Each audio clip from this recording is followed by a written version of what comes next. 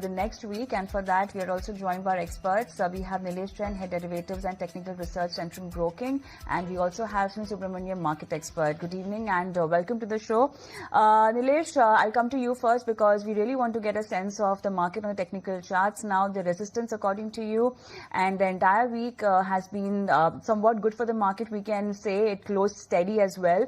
A lot of stock specific action. What is the way ahead in terms of support and resistance level on Nifty and Bank Nifty? Very good afternoon to you, Kavita and Mansi. So looking at the rebound that we have seen in this particular week after 6 weeks of consecutive declines, so clearly we are likely to witness a follow-up on the upside on the back of a retracement and also on the back of a short covering move that we are expecting from here. The FI long-short ratio has gone into extremely oversold territory. Even on technical front, the markets were trading in the oversold territory. So from here, we are expecting a strong pullback in the coming week towards the levels of 24,750, 24,800.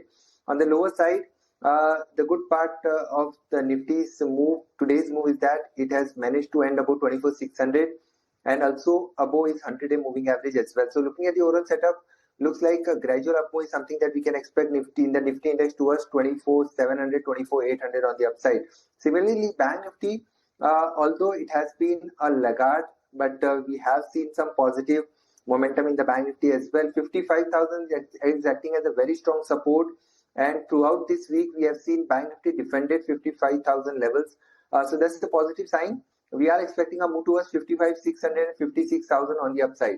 So the better approach should be to focus on sectors and stocks.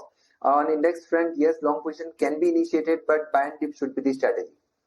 On dips is the strategy. Convection and undertone for the market remains positive. We also have Sunil Subramaniam, Market Expert, joining with us. Sunil, thank you for giving your time to ETNOW. Mansi this side. It's a pleasure talking to you. Last session, when I was having a word with you on the same platform, I was happy to discuss the latest AMFI data where SIP flows increased to all-time high of 28,464 crore. And this time when I'm talking to you, I'm happy to discuss the S&P rating upgrade for India. S&P has upgraded India's rating to BBB. How do you see this as a significant parameter for the investor sentiments? I think first of all, we've got to look at the reasons for the upgrade. Yeah. I think more than just the statement of the upgrade. And if you see two things they have spoken. One is the government's move towards fiscal consolidation. The second is the RBI's supportive monetary policy.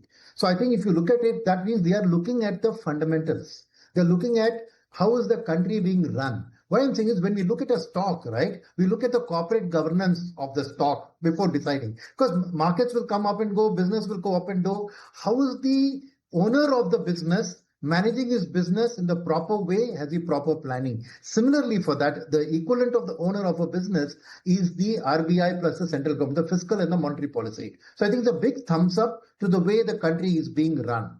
So that's one thing. So once you look at it now from that perspective, you realize that this has come after the announcement of the tariffs, which means that the bad news of the tariffs on the economy and everything they've taken into account with the confidence that the fiscal plus the monetary policy will take adequate action to compensate for whatever loss due to tariff.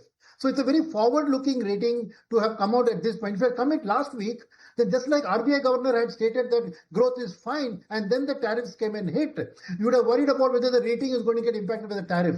But this has come after the tariff announcement has come. So I would say that it's a big thumbs up to the way they see our country managing, that we can handle this tariff situation. So that's one thing. Second thing that this rating upgrade does is that from an investor sentiment for DIIs, I don't think it really mattered because DIIs were flush with money. They were always confident about India's growth story and they have been consistently buying, driven by, of course, the investors giving them money. But for FIIs, right, there are various types of FIIs there. And I'll point two types of FIIs here. So first is a long-term FII, the one who looks at 10-15-year growth outlook. For him, the risk and reward play a part. In this country, how much risk I'm taking, because I know India's growth story is good. Now that the risk has come down a notch because of the rating, their confidence in allocating more to a growth country like India will go up. So I expect long-term FII flows to come in. The second is from a short-term FII, like a hedge fund. What they see in the short run is things like oil prices going up and down, things like currency going up and down. So what are the things that a rating upgrade does is that it makes the currency stronger because the riskiness is a factor in the currency, right? So once you see that India then is not going to depreciate so much, then for an FII who's taking a punt on India or another emerging economy from a 3-6 month time frame, the loss from currency will be much less from a country that's just been upgraded. So their inclination to allocate more to India will go up. And one portion of hedge funds, in fact, don't even apply their brains to it. They do it what is called as algorithmic trading. That is, they feed data into a computer which throws them up the number, and very often the computer executes those trades. So once this rating is fit into the system, India's eligibility to get more money automatically sits up, and I would expect some amount of buying to step forward. Okay. So I think that rating goes a very long way, especially in these uncertain times, to have had a US rating agency to give a positive thumb up. Yeah, that's a reality check for the US as well. I really want to ask a question to Nilesh, but then Sunil, for you, I think we should make it mandatory to have a dialogue in every answer. I am giving you a chance to use one dialogue now. I want red flags. I want 3 red flags that you would want to count for us now going ahead. So first red flag actually is a very contrarian one. Okay. It's that the inflation is coming down, which is good from a rate cut, good from RBI. But for the rural economy, if food prices come down, the money in their hands is going to be down. The second is that if this inflation stays low, India's nominal GDP will come down to around 9% from the 10 that we expect in the budget. So automatically the stock market, everything relates to nominal GDP. So I don't want this low inflation to persist. I think a decent 3 to 4% inflation is acceptable and should be there. So my biggest worry is this low inflation scenario continuing will hurt the mood. If you go back to the year 2018, it was a negative rural inflation which led to a slowdown in the Indian economy. So my biggest red flag is, let not this inflation keep slipping into negative territory and very low. It should be decent. So first red flag is that. Second red flag is, well, people are taking the 1 lakh crore of giveaway and putting into savings. You're seeing that in the mutual fund flows in the SIP book. I want them to spend. They're still not showing the inclination to spend the money that the government is giving to them. Now, this festival season is a big, big examination for that. In this exam, if people don't switch into consumption, unless their mood changes to buying, it's not going to be good from a stock market earnings perspective. Because just saving everything means that the mutual funds will go on buying and the valuations will remain high, unless the growth comes and justifies it. So the second worry for me is the Indian consumer or the Indian citizen going to change his mind from savings into consumption? That's a red flag. If that doesn't happen, again, earnings are going to disappoint, right? And the third thing here is that, you see, if the Fed does a rate cut, as now 95% probability almost of a September rate cut, the pressure on RBI to do a rate cut is obviously there. But if RBI does a 25 basis points rate cut, is okay. But if they show a 50 basis points rate cut, it's a red flag for me. Why? That means RBI is worried about growth. So I don't want that to happen, that market prays for more and more rate cuts. Yes, it's a short-term bump of the market will get. But long-term, if the RBI is going to go to 50 basis points, it means there are some worrying signs on the growth aspect. So these are the 3 red flags for me, Kavita. Right, and that was like a quick know-how of what's happening and what should be considered as positives and negatives also, the impacts and the concerns also. Sunil, thanks for giving that view. But coming back to you, Nilesh, stock-specific approaches, if we see, indices-wise, yes, markets did manage to sustain those 24,600 levels.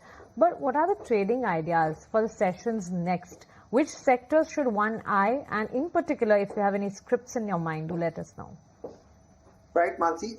So we are watching out for OMC space and the crude-related stocks. We are expecting a positive move to continue since we have already seen a meaningful correction in the Brent crude. So that will be a supportive for the paint stock as well. So within paint space, Asian Paint, one of the beaten down stocks. Recently, we have seen a good momentum coming back in this particular counter. So structure-wise, a long consolidation breakout, I would say the stock has given a breakout from its past 10-11-month consolidation. Looks strong for a further momentum to continue on the upside. And we are expecting a move towards 2600 to 2620 on the upside. So 2480 will be the stop loss for this particular counter. Asian Paint is a buy from a short to medium term perspective. Apart from that, we have seen a strong move in Manappuram Finance and Muthoot Finance specifically post numbers. So Muthoot Finance has given a big spurt, and similarly, setup for the Manappuram Finance is also looking strong. We are expecting a follow-up move to continue. Today, we have already seen a strong breakout with a good volume participation. So Manappuram Finance is a buy with a stop loss below 260 and target would be 274. Muthoot Finance, Manappuram Finance, you picked it right there, Nilesh. That was on my radar as well. And of course, on the back of positive news flows and result-backed action, the stock was on focus radar. Muthoot, where it did see a 10% upsurge in the trading session. But then if we talk about the sector-specific approach, both pharma and automobile sector were doing good throughout the week. And in particular, if we talk about pharma, it did play a good role of defenses in the past few sessions in the past month at least, but after the tariff implications and the news flows coming in for pharma sector as well, Sunil, I see pharma sector also seeing signs of volatility. Now, as I always say that pharma is not just a sector, but it has subsectors in it as well, where we talk about healthcare, diagnostic, laboratory, CDMO, hospital, all of it. Is this dip an opportunity to enter, or is this volatility rather an opportunity to enter? Yeah, really the big Damocles sword, if they call it, is Mr. Trump talking about ultimately going to 250% tariff, or alternatively putting pressure on the pharma companies to reduce prices, which means it's at the cost of margins. So I think that's the one big uncertainty around which is affecting the pharma, because actually the earnings season for pharma has been fairly decent, right? So to that extent, I would say that you take a balanced approach to pharma, which is that you balance your portfolio between external-oriented generics and CDMO and domestic-oriented hospitals, diagnostics, and the likes, right? Because the earnings season has been good. It is a defensive sector. And I think when FIS come back, they will definitely allocate to this sector. Except that Mr. Trump, what he does about pharma is a big question, because there are two views about that. Though he talks about this, ultimately the US government foots the healthcare bill. And so any tariff can mean that the US's subsidy goes up. So the cost will have to be borne by the government and not by the consumers there. So to that extent, I would say it's better to hedge your bets there. Stick to that as a reasonable part of your allocation, but balance it between external oriented and domestic oriented, so that you're protected in the event of some bad news. At least the domestics will come and support you. Absolutely. So that's a take coming in for pharma. There can be some volatility, but then conviction for at least the domestic pharma stays. Nilesh, what is to be done with the mid-cap IT plays? There was a time when the IT sector was not performing when we started with the earnings season, of course, because major IT majors were not giving good set of results. But then in this entire week, if we see, it was the mid-cap IT plays which tried to see a comeback. Should we consider this comeback promising, or we need to wait and watch? See, Mansi, Nifty IT index has been a beaten down sector. We have seen a decline all the way from the levels of 39,200 to 34,500, 34,400. So that was the recent low that we have seen in this particular index. Now, looks like it has gone into extremely oversold territory. The major results have already been spun out within the IT pack. And it seems like the worst is behind for the IT space, at least from a short to medium term perspective. The risk and reward is looking attractive at present level. So I would like to, bet on the large cap IT names like Infosys, HCL Tech, TCS, or maybe Wipro as well. So these are the stocks that are showing signs of rebound from the lower level. So we can expect a momentum to continue from at least from August series expiry point of view. As far as index is concerned, 36,000 level is something that we are expecting, and 34,200 is acting as a very strong support. So till then it doesn't break below the same, we can expect a gradual upward to continue. Within mid-cap IT pack, Persistent, LTIM, Coforge are the couple of stocks. We have seen a strong momentum today, but towards the closing up, we have seen some bit of profit taking. But the overall setup looks positive from a short-term perspective. We are expecting this pullback to continue. All right, so we expect the pullback to continue. Sunil, this question I think is always in the minds of all the investors, be it a bigger investor or a smaller investor for that matter. What is to be done from the large cap as well as the broader market perspective? When we compare it all, large caps seem to be expensive, and the broader market, mid cap and small cap, they seem to be a bit risky.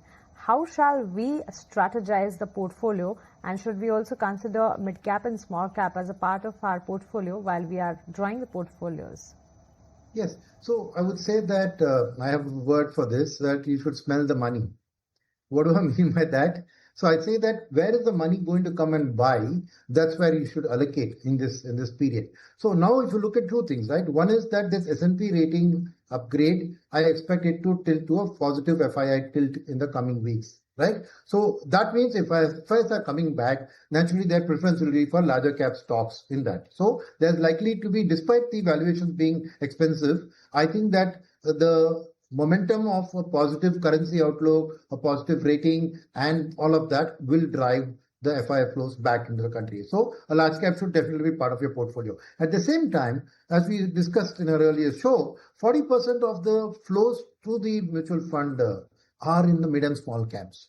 So domestic fund managers have no choice but to buy mid and small cap. Now, since there the valuations are quite high, and you mentioned risky because of the volatility, the fund managers will be looking for growth stocks there. So there, it's not the valuation is concerned, it is the growth stock which justifies the high valuation that the fund manager will be searching for. So it's hazardous for a retail investor to try and buy mid and small caps on its own and rather allocate it to a mid cap, small cap fund, because the fund managers will then choose the right stocks with a good growth outlook. So I would say then end of the day, if you want to do, it's 50% in large cap, 50% mid and small. It's a good way to hedge your bets in this scenario. But the mid and small, I would suggest that you give it to a mutual fund manager so that he can allocate it to the right sectors and stocks.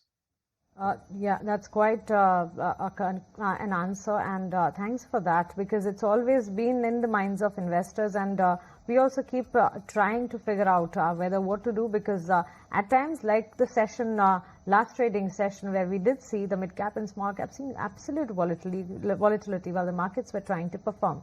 A quick view, Nilesh, on ICICI Bank. After receiving backlash, widespread backlash on Wednesday, it did roll back its recently announced requirement for new account holders to maintain the minimum average balance which it decided of 50,000. Do you see the stock performing in the week next? So Mansi, we need to see the broader structure for this particular stock. If you see on the weekly time frame chart, all the way in last 5 years, after testing the lows about 300, the stock is constantly trading in the upward trajectory, and it has a very strong undertone. Whatever decline we are witnessing is getting bought into. It has a very strong support somewhere around 1380 to 1400 zone. So overall, structure-wise, looks strong. If at all you see any meaningful correction going forward, use that dip to buy. It's a portfolio stock. We are expecting a gradual upward towards 1500 plus. So it's a buy and decline kind of structure. If you get any dip towards 1400, that will be a good entry point from a risk and reward perspective. 1380 will be the stop loss. Sure. Sunil and Nilesh, gentlemen, thank you so much for giving your time and joining with us, helping with us for the fundamental as well as technical approach on the market. Have a nice day and a great long weekend to both of you. On that note, it's a wrap on this edition of Your Trades, but there's a lot lined up on the other side. You stay tuned with ETNOW. Thank you.